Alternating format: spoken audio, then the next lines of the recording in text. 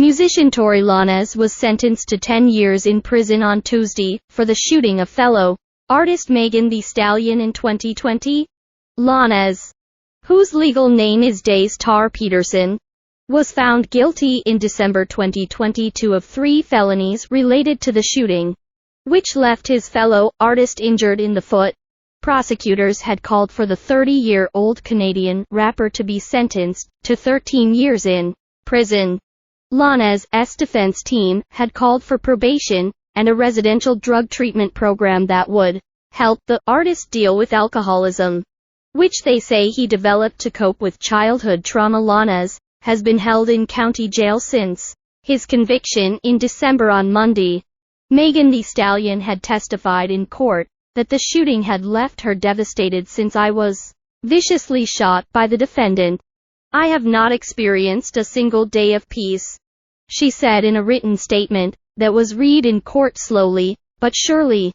"I am healing and coming back, but I will never be the same." Jose Baez, Lanez's attorney, told reporters after court on Monday. The rapper maintains his innocence and his incarceration will be detrimental to the non-profit groups and individuals he supports financially.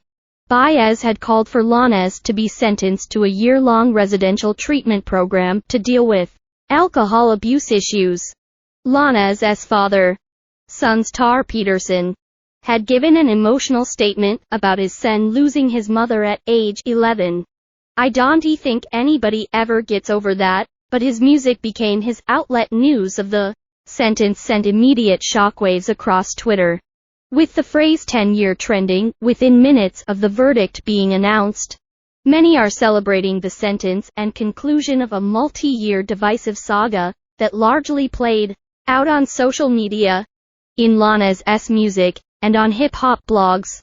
There remains a contingent of online commenters who maintain that Tory was railroaded by the justice system and are using the hashtag #FreeToryLanez to express their support for the Canadian-born musician. Lanez spoke in court for the first time on Tuesday.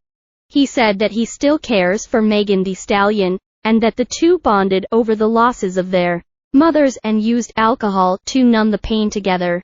Said Megan Kenneth, a reporter who was in the courtroom, "I said some very immature things that I shouldn't have said. I revealed some secrets I shouldn't have revealed," Lanez said during his statement in court outside of the courtroom on Tuesday. Jose Baez, Lanez's attorney, said he was extremely disappointed in the sentence. The Associated Press reports, "I have seen vehicular homicide and other cases where there's death, and the defendant still gets less than 10 years. Baez said. George Gascon, the Los Angeles County District Attorney, commended Megan Thee Stallion for seeing the trial through to the end despite the intense scrutiny and vitriol she faced over the past 3 years.